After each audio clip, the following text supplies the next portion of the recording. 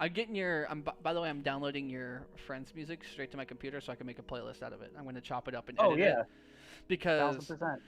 because I went to play it today and it's just one song and it's really loud every time it starts. Just because like my PC is like, oh, this isn't right. Oh yeah, the reload. I gotta make sure it's called the reload still.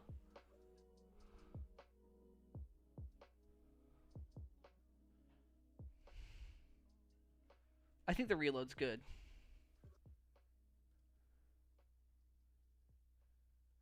Can you hear me? Yeah. Sorry, I'm typing as well.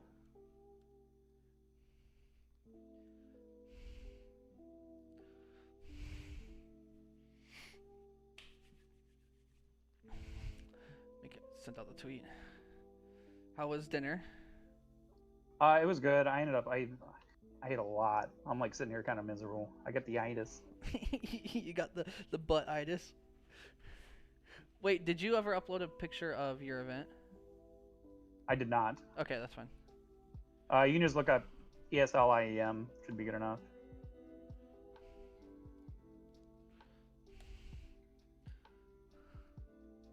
Images.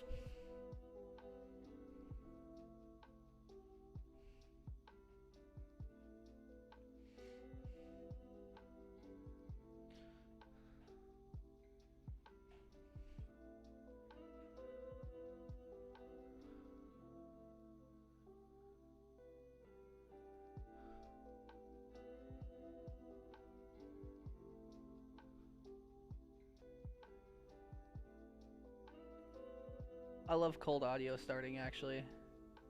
Oh yeah. I don't know why I love it so much.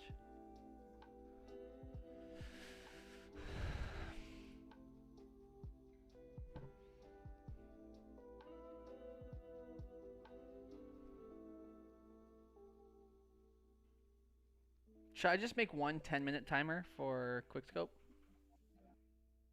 Um, Or should I make small 2-minute timers? I like the 2 minute timers, but Okay. if it's too much of a hassle right now with the keyboard, then No, I got a different keyboard. gotcha. Be good. Oh, starting 5, 4, 3, 2, 1. Welcome. We cold start every time. You can always hear us talking, figuring stuff out. You guys can figure how we. Let's get Full it. transparency. Welcome to the LFTG Podcast. Some would call it, some don't, but we call it It's that. technically a show. It's a show. It's a show, If yeah, you it's listen a to- show. If you download the audio, then it's just a podcast. But if you're watching, then it's a show. The LFTG show. Yeah, that's probably better. Let's be real. We're figuring this all out. We're going to go ahead and pause the music because we got some juicy topics for you today. My name is Alex Refresh. Sitting next to me is... Mohawkmike here for another exciting week. You know what's funny is I had somebody reach out to me. I told them about the show. We were starting it up. And they're like, isn't it hard to find topics from week to week to week? And no, it's literally the hard thing is what do we include and what do we not include given the time constraints we've given ourselves. The hard It's part... literally- The hard part is being a fan and then waking up to shocking news every morning when you're paying attention. That's honestly the hard part now. But we're gonna go ahead. We do have one change that you might notice on screen. We have changed one of our segment names from Free for All before, which is our quick segments. We're actually calling it Quick Scope. Fits a little bit more with our theme. We talk a lot about FPS and gaming in general. Well, that's all we talk about. Not FPS, gaming in general. We're going to go ahead and start bang this 2-minute timer. And we're going to talk about something crazy. What we're going to talk about today? 100 Thieves leaving CSGO permanently. Nadeshot came out with a video on the 100 Thieves YouTube actually explaining why. It wasn't just a random tweet and everyone's like shocked. Basically what he did, just to condense it down, Nadeshot explains that with the current state of CSGO and the economy, it doesn't make sense for 100 Thieves to stay in the business. And what they're going to do is they're going to work on trying to escort these players out to other teams. So they're actually going to help these players find teams at a reasonable price.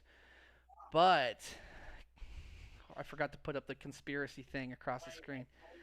Um, conspiracy Those are theory all. time.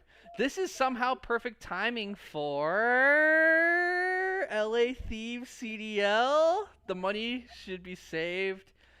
CS:GO salaries are stupid high, stupid high, and the minimum requirement for a CDL salary is $50,000 a year, and I could see them making a multi-year contract with some of these players. Like, hey, if you come in at a low price this year, we'll come in at a high price next year. I think super interesting. That actually hurts CS:GO quite a bit. The competitive scene, 100 Thieves is a big presence. Well, here's the crazy thing, and I actually are going to get more into this later, but they're actually playing right now in the IAM event for North America, the online version of what was supposed to be happening in New York. The team is still around right now. They didn't get instantly disbarred or disbanded. They're actually playing right now. So So I think so they're not immediately going away. They're going away after the series of events. So after the series of events, then the transfer will be made happening, but they're going to try to find them a suitable home. Let's go I ahead. think that I know we got a few seconds left. The crazy thing with this is we're actually to the point now where teams are actually having to fully evaluate where their money is best spent. Where is the best investment? Not of, hey, this is we love this game. This is a passion for us. We want to do this. They are literally taking their ball and going to another court. Well, this has been a big issue in esports for a while. I feel like finance people in particular really need it in the industry. But we're going to go ahead and move on to the next topic. The next topic is going to be something kind of crazy. Last week we mentioned that C9 was hopping into Halo. It was a longer segment. We're going to make this one shorter. Another top tier esports organization with Envious is hopping back into Halo. They've been in Halo before. Similar roster with just a couple of roster moves. I'm just gonna go ahead and touch on the squad. Pistola, the Wizard, doesn't die. APG, formerly on Sentinels, they kicked him off to replace him with Frosty. Saiyan has not left Halo 5. Been playing Halo 5 this whole time. Super interesting to see that person play again. Saiyan was one of those young talents coming in at the beginning of Halo 5. And not old Saiyan from back in the day, but new Saiyan. And then to round off their squad, they have Trippy. And that's a really well-rounded squad. I mean, next to the C9 roster, they look pretty good. And next to I think they'll be second place next to Sentinels. Right now, Sentinels just look like the meanest squad. You still have Lethal, Royal 2, Snakebite, and Frosty. And those four on the top of everything should overall take it. But this is just kind of reinforcing my theory that, possibly something that we don't know is happening with Halo. Yeah, it seems like there might be something bigger here in the works. This is 2 weeks in a row where two major organizations that do have history with Halo are picking up squads again. We don't know anything about Infinite, but we do know that the team behind HCS, we talked about it before. Tashi is very transparent. He's congratulated these teams, but he hasn't gone into too much more. So the assumption is that there is talks behind the scenes that the public is not aware of, but we don't know. In all honesty, who knows? We know that the multiplayer is going to be free to play for Infinite, and maybe there's some bigger scheme here. Maybe they're trying to lock in teams. They're enticing them early enough that they're signing their players now before it's a mad dash and roster mania and everybody has to scramble last second. It's crazy. It's nuts. All right, we're going to go ahead and hop into the next topic. Go ahead and take this one away. This one's all you, my guy. So we talked about it last week. This past weekend was the Overwatch League 2 season finals. Had some really good viewership overall. We talked about it, our experience with season 1 finals of Overwatch League last year and the complete steamroll that did happen. Thankfully, it wasn't a steamroll in the grand finals this time. San Francisco, if you haven't already know, spoiler alert, are your back-to-back Overwatch League champions. They ended up being the Seoul Dynasty 4-2 in the finals, and it was a unique. It was a good presentation overall that the Overwatch League did. With it being a remote show, they actually had some cool kind of tech that they used, primarily with the virtual sets and bringing the casters in and kind of tried to give it that like in stadium feel. Yeah. But the big talks right now is San San Francisco, are they a dynasty? They've won 2 back-to-back. They are easily the best team in the league. Oh, Does hands that down. make them a dynasty? Yeah, hands down the best team in the league. Really? Hands down. Zero question. What they've won the last how many games? Like in sports in general, winning 2 back-to-back season finals, finishing the season as strong as they did. They took 2 maps. Okay, Seoul took 2 maps. That's it. It was 4-2, right? That ended up being. It was 4-2 was the final, but we're also talking about a meta that was very sniper heavy. We're talking about multiple changes throughout the season, with roster locks and picks and bans and things like that.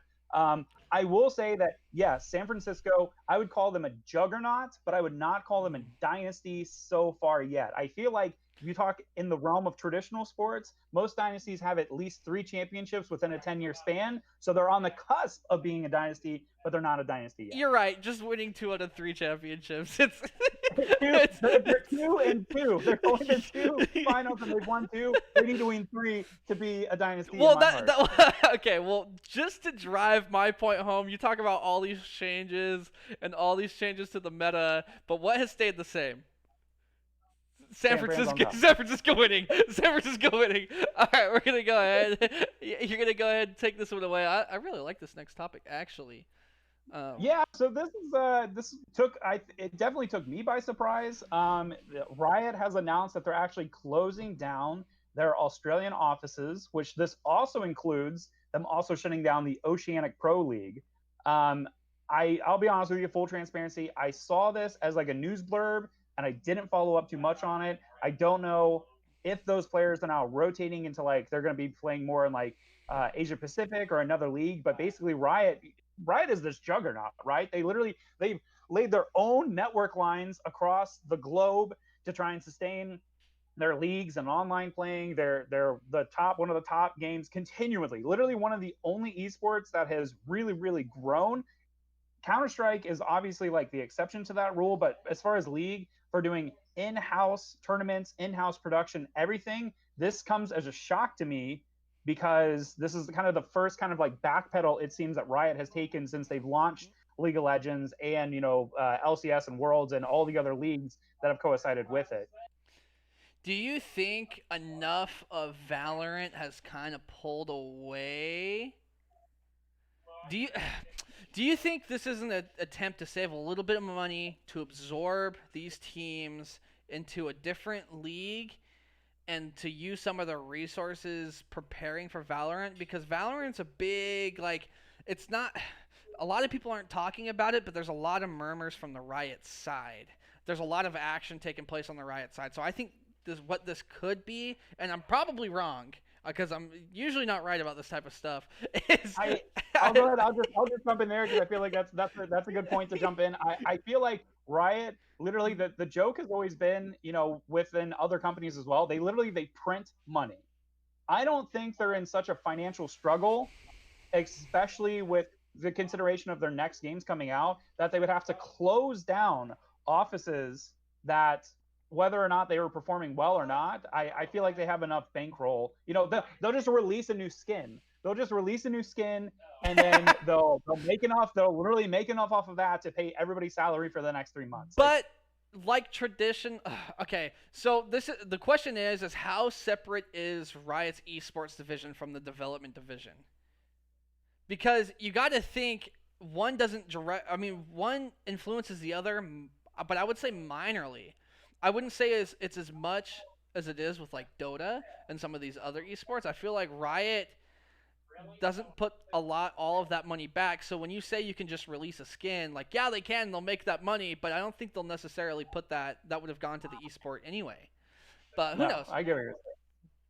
Who knows? I could be wrong. If anybody, this is a chance. If anybody in the chat would like to actually investigate this and let us know, obviously I'll do some investigative work afterwards. Maybe it's just poor performance. We don't know, but we'll see what turns from that. Okay. The Smash Brothers Slippy Champions League has officially kicked off. They did a series of qualifiers to place in divisions. What I wanted to do is I just kind of wanted to go over. There's 8 players in Division 1, which is your top tier. And they do single elimination, $5,000 bracket. I kind of want to just go over. Do you know anything about the format? I don't know anything too much about the format. Okay. I know that this is the Summit guys that are doing this. Yes. Yeah, Beyond the Summit is partnered with Slippy. It's awesome. So I'm going to recap the format real fast. 8 players compete in Division 1, and the other 8 players compete in Division 2. For Week 1, these 16 players directly invited to the tournament by the tournament organizers. For all other weeks, players are taken from the results of the are taken from the results of the previous week. So you got to do well the first week to get into Division 1 the second week. Each week, 19 matches are played. Division 1, 8-player single elimination. Top 4 stay in Division 1. Bottom 4 drop to Division 1 regulation. So that's where the 19 matches come in. Division 2, 4 matches between the 8 Division 2 players. Winners advance Division 1 regulation. Losers drop to Division 2 regulation, which is basically semi-pro. So they have Smash is officially categorized pros and semi-pros at this point with this tournament. Division 1 regulation. Bottom 4 from Division 1 bracket play play for Division 2 winners.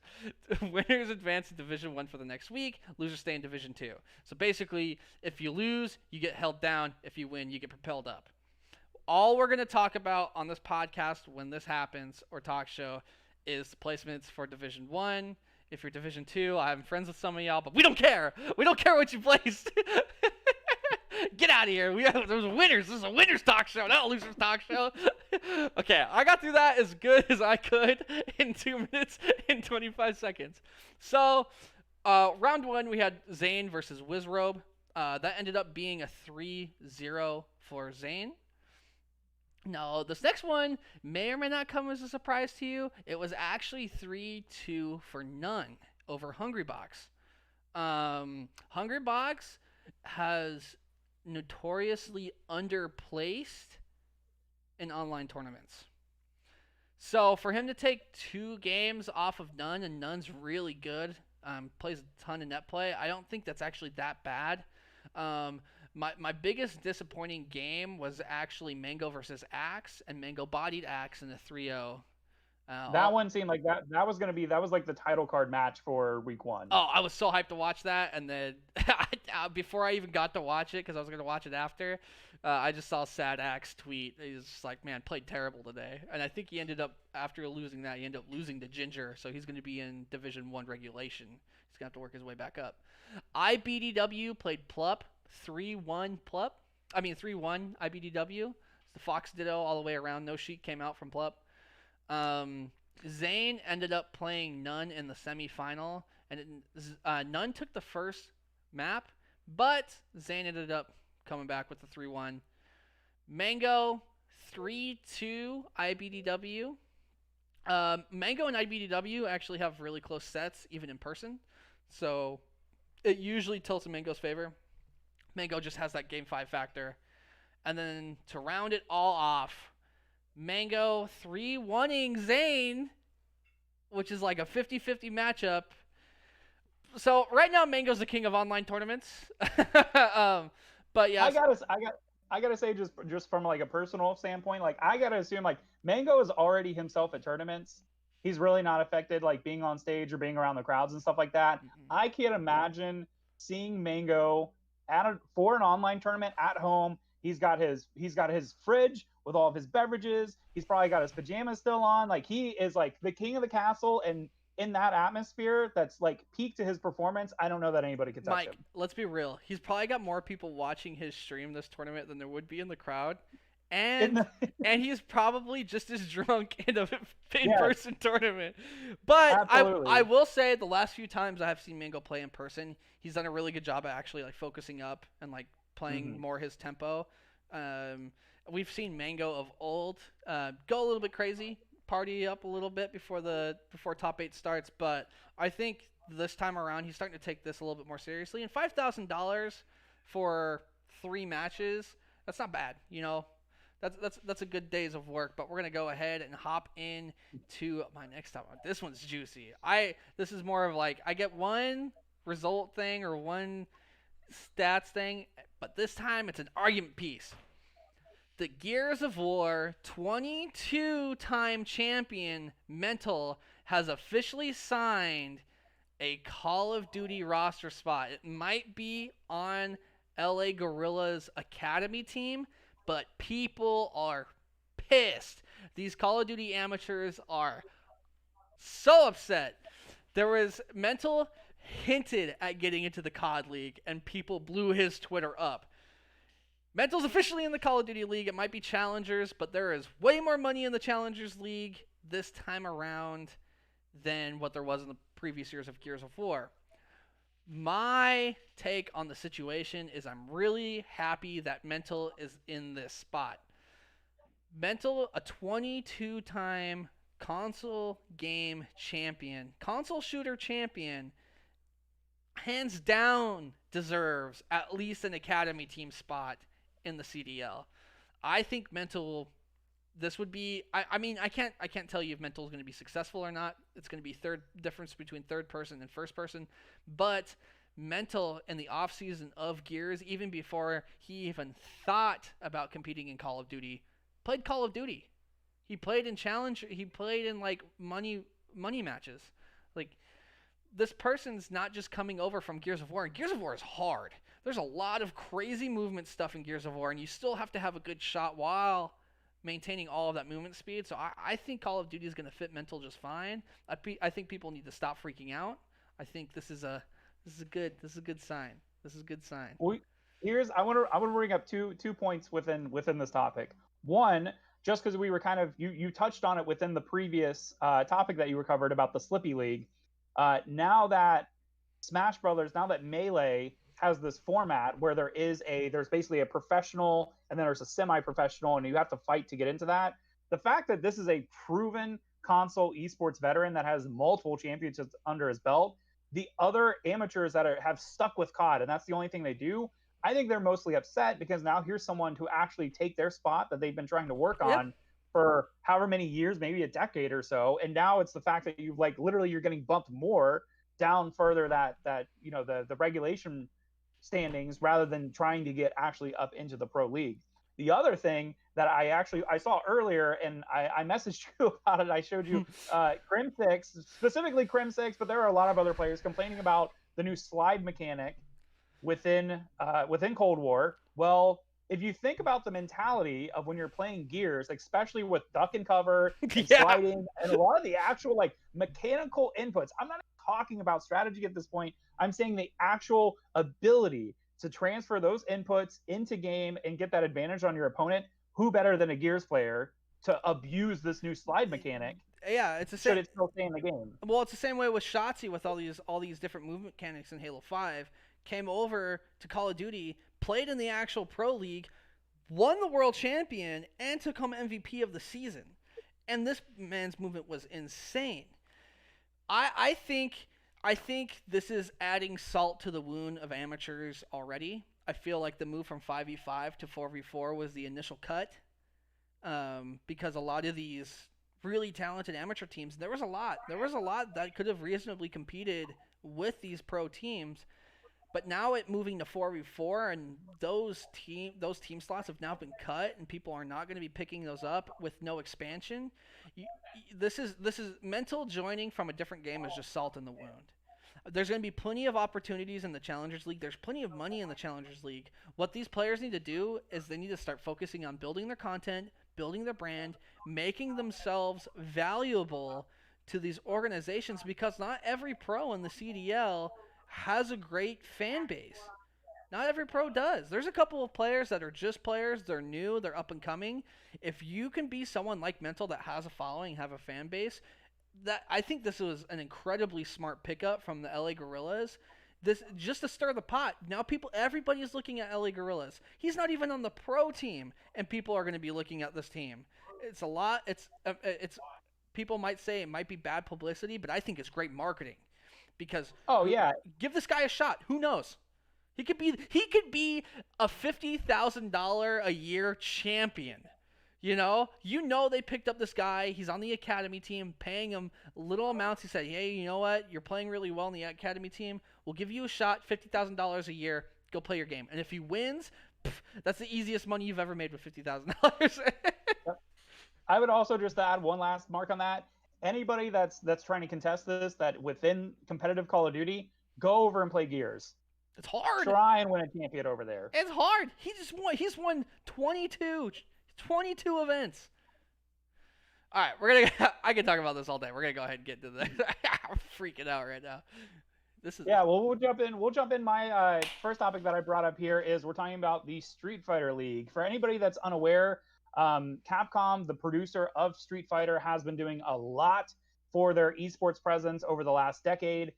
Traditionally, the way everything works is you have what's referred to as the Capcom Cup, and the way that works is that you have multiple events throughout the year. They're all open bracket events. So you have like Evo, which everybody knows. You have Combo Breaker, you have CEO, you have international events as well. And players get points. They earn seeding points towards the end of the tour. And then for the Capcom Cup, they invite so many players that have the top seeding, and then they have an open bracket event to fill normally the last 1 or 2 spots. So Capcom had announced a few years ago, this is a new format they're working on. It's called the Street Fighter League. And the way it works is you have teams of 3, and those players are traditionally, they've just kind of been picked and they're like assigned to teams.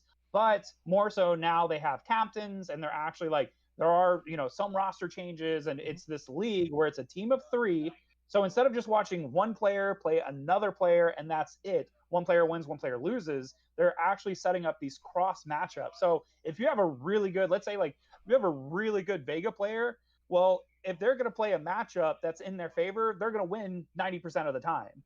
But now with the Street Fighter League, what they're doing is they're making people fans of actual teams, not just of the individual players, but now they're creating these unique matchups where even though your team statistically might be better, if the matchups play out to the actual favor of the team you're facing, it creates a lot more, the games will be a lot closer. Yeah. So Street Fighter League has been happening now for a while. Obviously with COVID going on, it's they've been doing as best as they can for in studio, and this is, like I said, it's a global league. So there is North America, there is Asia, there is Europe, but for whatever reason, and this sounds odd, I think it's primarily just because of the drought of particularly like high profile fighting game events that have been happening since the pandemic has started. The viewership has exploded. They had it was like 40,000 concurrent viewers during this past weekend. And the thing is like these events are all happening at different time regions for the different respective regions themselves. The broadcast has been kicked up a lot, like they're doing a lot. And more importantly, the teams themselves are now starting to receive actual cosmetic items in the game. That's very so important. Now if you're an actual fan, not just of a specific player, but that team as an entity, they have now actually, we've seen it with Halo, we've seen it with Gears, we've seen it with tons of other games. Now you can actually get a hold of those in-game items as well. So I don't know if you've watched any of the Street Fighter League or followed it at all, Alex, but I don't know if your thoughts, like, working a lot within the fighting game industry, kind of like this transition from open bracket singles competition to they're trying to form more of a league to try and get viewers behind it. I'm gonna play Mr. Skeptic here, and I'm gonna say this is a really good format for an online league. This is a great format for an online league, and it's going to create a lot of good storylines, a lot of interesting matchups, because like you said, a lot of it's going to be character dependent on the matchups. The biggest thing that I am curious about actually is not the format at all, and not the viewership at all, is are these teams getting the money for their cosmetics? Because if so, and this viewership is so high, and you have a lot of these fans buying their team's cosmetics, are you going to see a lot more like tier 2, tier 1 organizations jumping on, forming a team, and actually, because if the teams are making money, these organizations are looking like if this is a viable business option. And I think if those organizations hop on, that's gonna provide even more viewership. So that's definitely not me being a skeptic. I think this could be, so apparently they do not make the money. Which I think they should try to work out a deal. I mean, there's some games in the past where I'm going to bring up Call of Duty Advanced Warfare was the first Call of Duty to have team skins in it. They weren't initially going to make money. A team jumped the gun, but they were able to double back eventually for those teams to make money. I think that could be a good talking point for some of these teams. I think now that these teams realize the viewership's here, and if Capcom's going to start making money off these teams, I feel like these teams are going to have a reasonable argument to approach Capcom and be like, look, if you want our skin, if you want to use our likeness in your game, just give us a little bit. Just give us like 10%. Something small. And I think that right there could really develop your esport even further. So hopefully, eventually, when in-person events do come back, you can those teams and those organizations are going to be more willing to provide players for those events, because that's very important. Because in some fighting games, you see people come from all around the world out of nowhere and just win. And I feel like if there was a lot more team representation in these games, you might see less of that, because you might be expecting some new talent coming in. So, next topic we got on the docket here. I'm just gonna leave it at that. I want everybody to actually. Let's use this as a moment of call to action. You said so much in such a short period of time. Everybody, check out the Street Fighter League. If you haven't already, check it out. It's a really cool format. It's the games go really fast. You're not going to dedicate a lot of time to it. But the next topic I have on board, kind of a bigger news for anybody that doesn't recall or maybe hasn't watched the previous episodes. I actually lived in Las Vegas for a period of 4 years.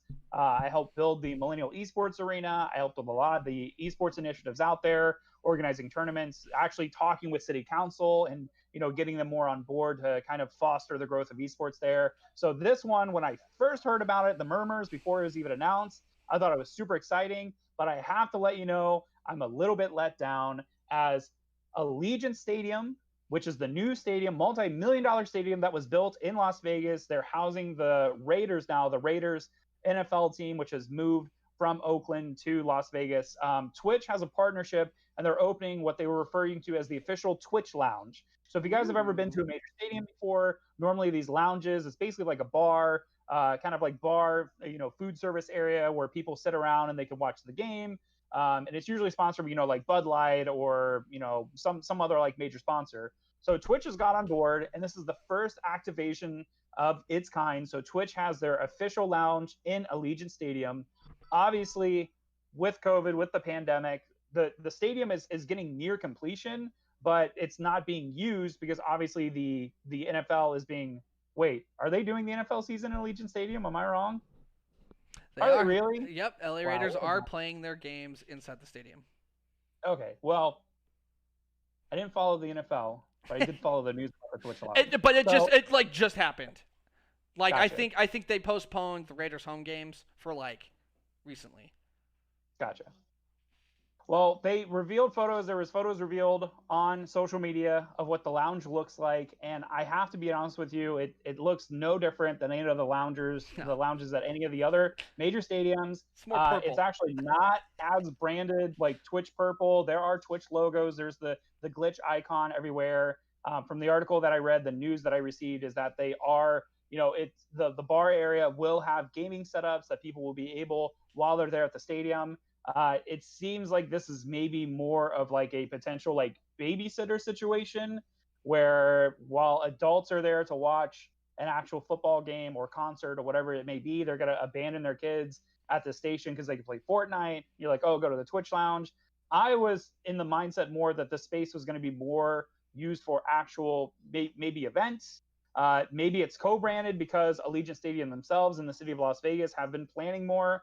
There have been a lot of major events, like Evo is every year in Las Vegas. There was a DreamHack Open for Counter-Strike, which it actually failed pretty miserably. Actual in attendance was pretty down. Viewership, that's a whole other can of worms. But it didn't meet my expectations, and it just seems like it's the same cookie cutter approach that every stadium has approached. I was hoping it was going to be something bigger, but right now it doesn't seem like it's as big of a deal as I thought it was going to be originally. I am unaware, and correct me if I'm wrong.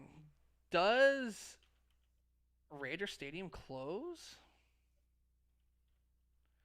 Because if it closes the top, if the top is shut, then I can reason. Okay, it does. It does. Okay, so it does have you are able to close the top of the stadium. So you never know. I don't think it would be Evo because I'm pretty sure that stadium would cost a lot of money, and you would have to find out a really good way to resource a stadium for an event. Believe it or not, I have experience with that. And I don't know. Maybe it could. I think, someone could get a wild hair up their butt, and they could really rent out that stadium for an esports event. and maybe the Twitch Lounge is like the first introduction. I think they approached. It's conspiracy time. Oh, I love it. I think Twitch is looking to get into more of a traditional sports realm. Maybe because possibly in the future, some of these network contracts with some of these professional leagues may be coming up soon. And Twitch, do you know how dope it would be to watch? I'm a huge soccer fan, so let's pretend MLS starts streaming free on Twitch, but you could subscribe and you can get emotes for your favorite teams. I think that could pull in a lot of money, possibly more money than broadcaster rights. I don't know. That's just me conspiracy mode. But I do think it is very simply branded, and it's just like, hey, we're Twitch. We're here now. Yeah, NFL has streamed on Twitch, and so has the NBA on rare occasions. But I wonder if they're really trying to actually dive into the space, because that's something I've talked about privately with a lot of my friends for a very long time. I think it could be a really good place actually for traditional sports.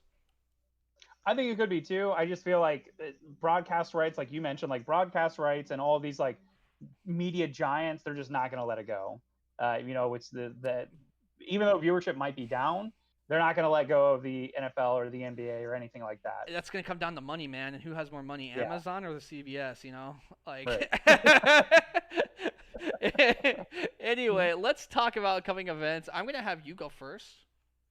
Okay. Because there is. I have kind of a repeat topic. Y'all already know what it is.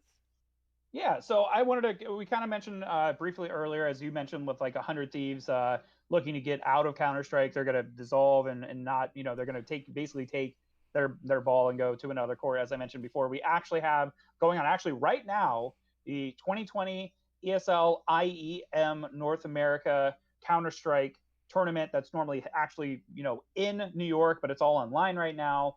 So 100 Thieves is participating in that, but so far, like I said, the event's going on right now. They're doing group stages, but the finals are actually, if you want to follow along, are Friday, Saturday, and then Sunday will be the grand finals. Counter-Strike, just seems like it just keeps going up and up and up. As long as the game has been around, even in iterations of 1.6 and Source and now Go, like the game is just it's skyrocketing, and this event is no different, especially with it being all online. The very unique thing too is they're doing their best. They're actually broadcasting all the games. Like all the games are being streamed live, but they're happening.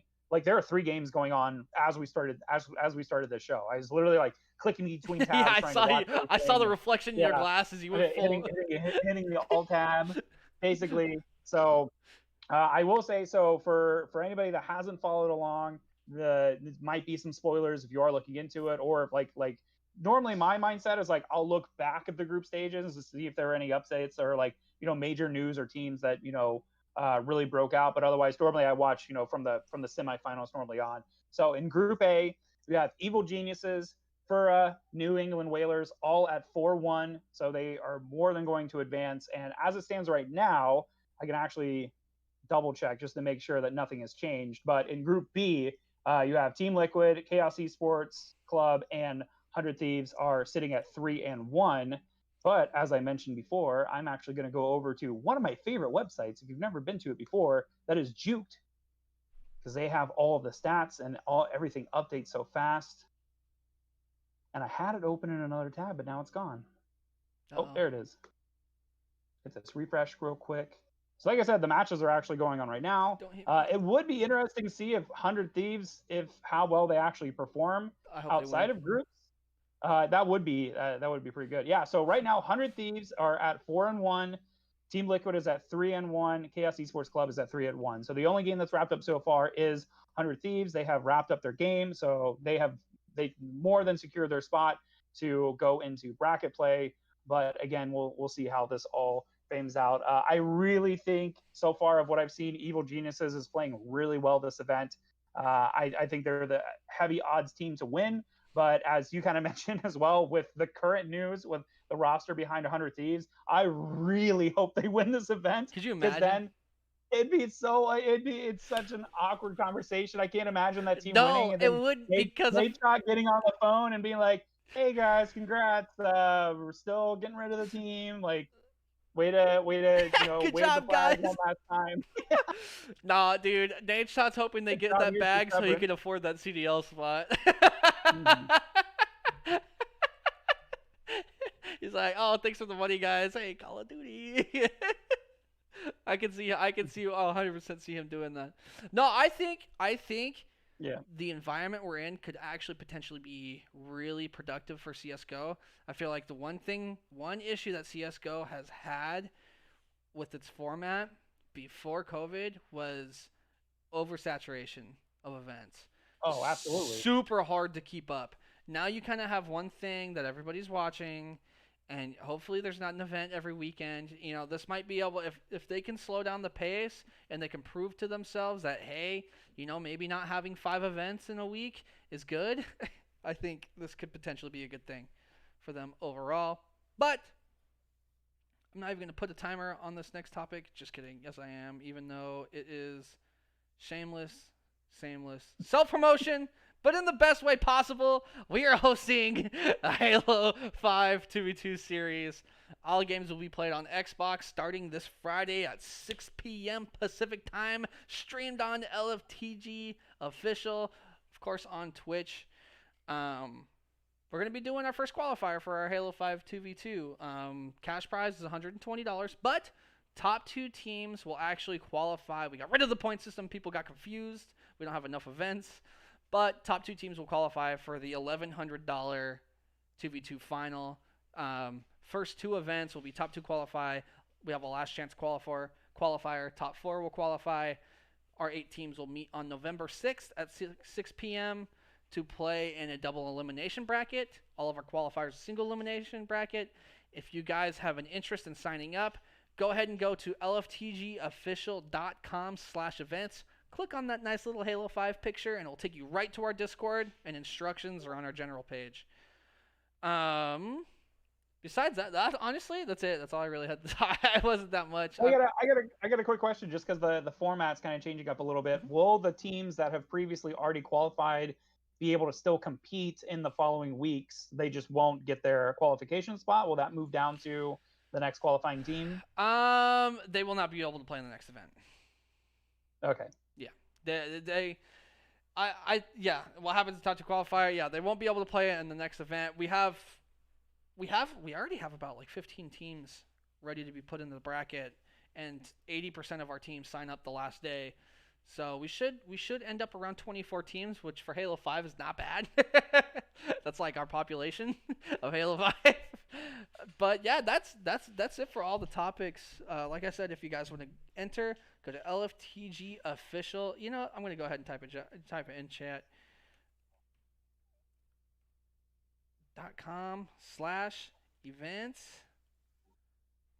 Maybe this would be a good time to try and reach out to somebody from Cloud9 and Envy, see about them entering some 2v2 squads as well, if they want to really make an impact. You have no idea who I've hit up yet.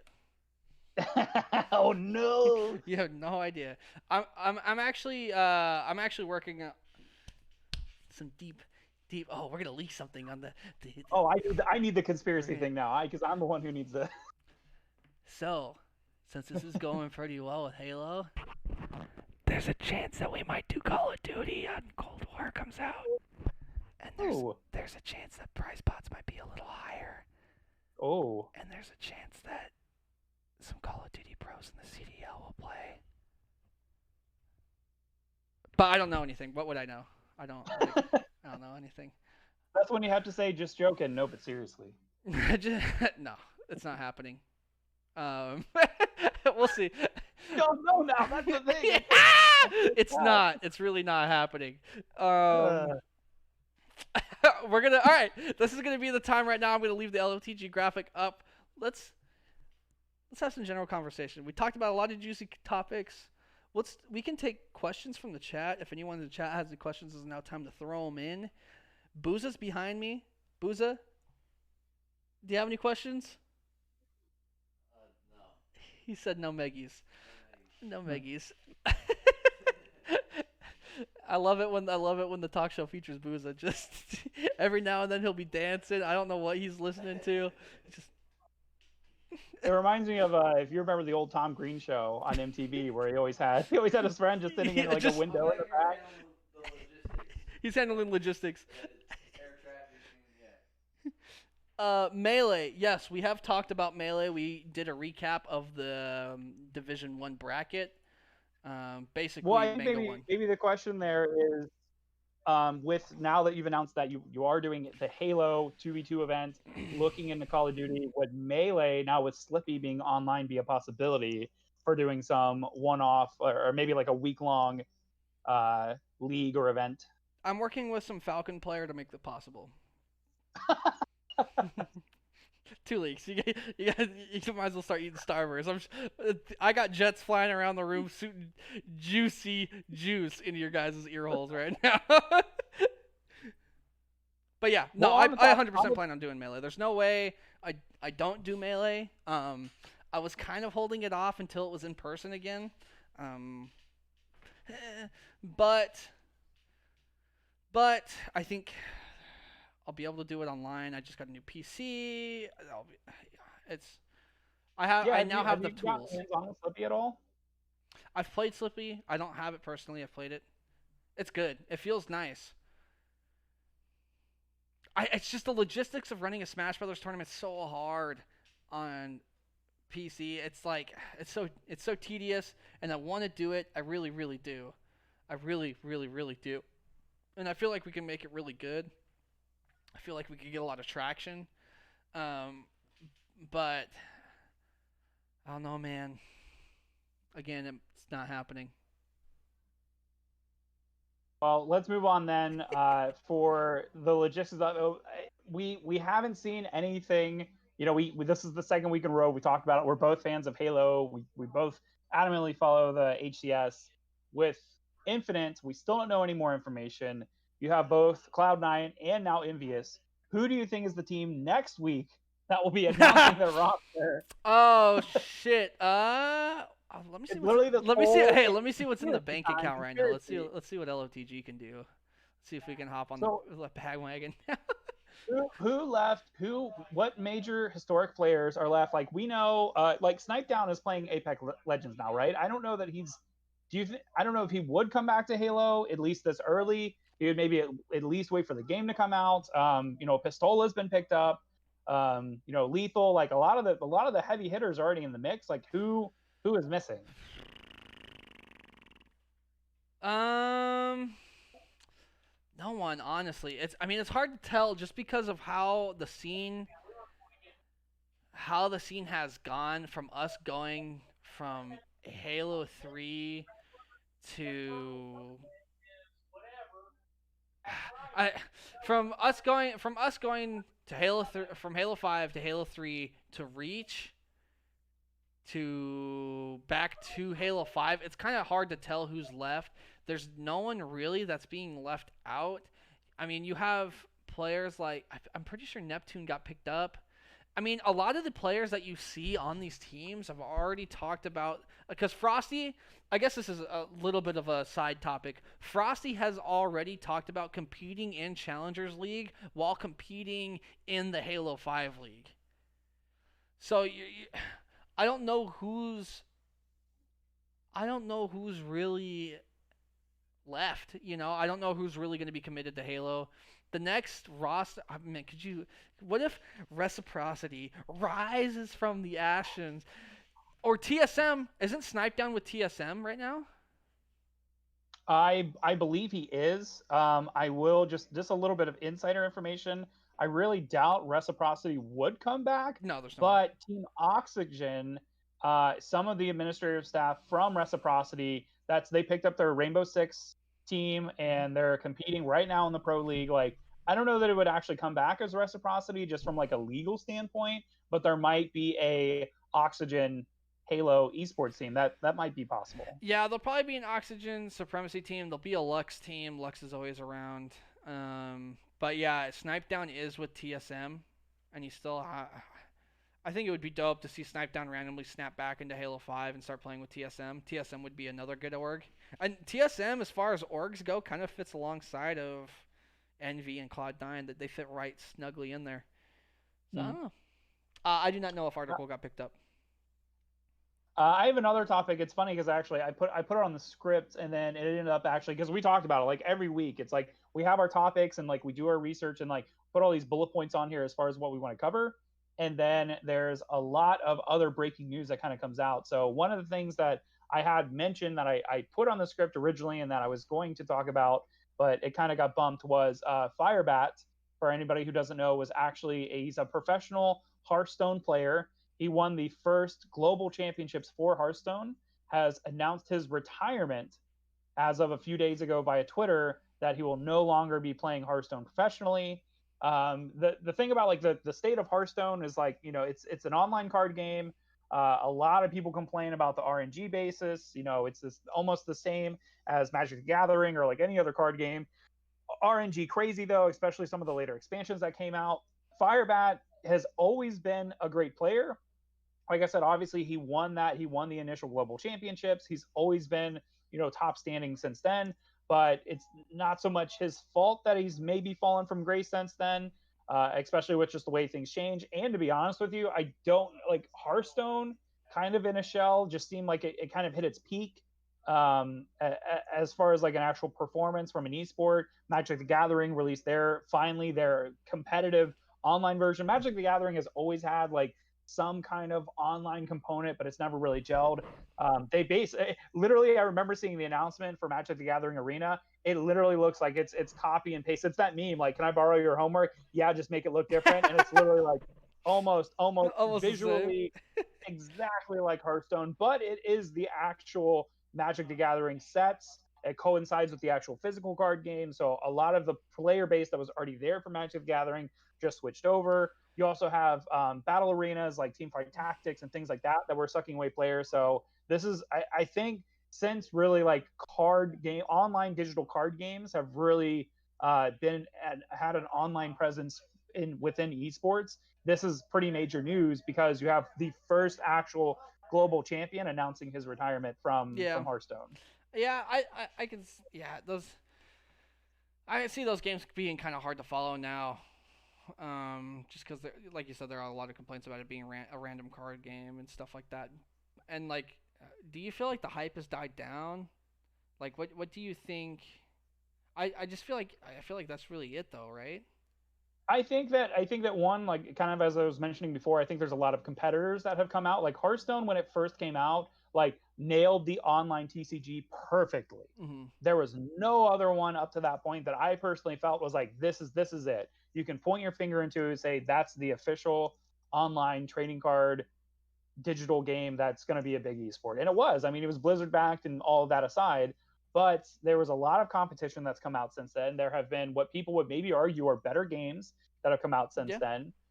I wouldn't say that it was not necessarily, it hasn't lost its luster. I still know a lot of people that still play Hearthstone, even casually, but it definitely hit a plateau. And I know during the time that BlizzCon a few years ago, people were a little disappointed. The sets are, you know, when a new set comes out, it takes maybe it was taking up upwards of 4 or 5 months, only getting 120 to maybe 150 new cards. They tried different formats, they tried changing things up, and it just, I think it was just too slow and not enough to really sustain it. I can see that. Well, what now, I think. I will say, interesting tidbit though, just because the actual the gentleman who was in charge of the HCS originally was working. We were HCS. That was PopCon. It was Indianapolis a few years back. Our friend Andy was there playing Hearthstone, super into the game. We were all kind of playing Hearthstone like collectively as a group at that time, and we were the organization that ran that LAN event. Che, who was in charge of HCS at the time, got really looped in with Andy. They were playing a ton of Hearthstone. Jay ended up, I think it was maybe a year and a half later, ended up actually leaving 343 and joining Blizzard to work on Hearthstone to help grow their esports presence. He has since moved on since then, but that's a funny insider. That's an esports roadie story. That's the juicy stuff that you would only get behind the scenes. So there's that for you guys. On that note, on that interesting fact, we should probably wrap it up. It's that time. So I'm going to go ahead.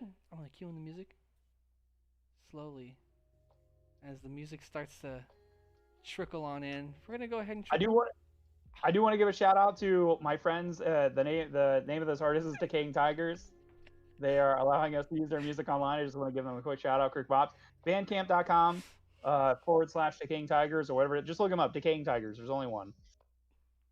Okay. Well, all right. we start the session. All right. Well, as the music slowly trickles in, what we're gonna do is we're gonna take this moment to slowly trickle out, and I just want to say thank you everybody for joining this talk show today, asking some interesting questions in the chat, and being ever so engaging. You guys have made it a wonderful evening. Mohawkmike, I would like to take a second to thank you for taking time out of your busy schedule, coming up with amazing topics that you and I can both think about and talk about. Any last words?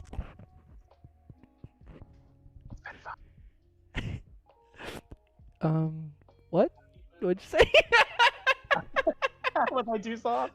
I said thanks for having me. It's been lots of fun. I'll see you next week. All right, you guys. Bye. Bye.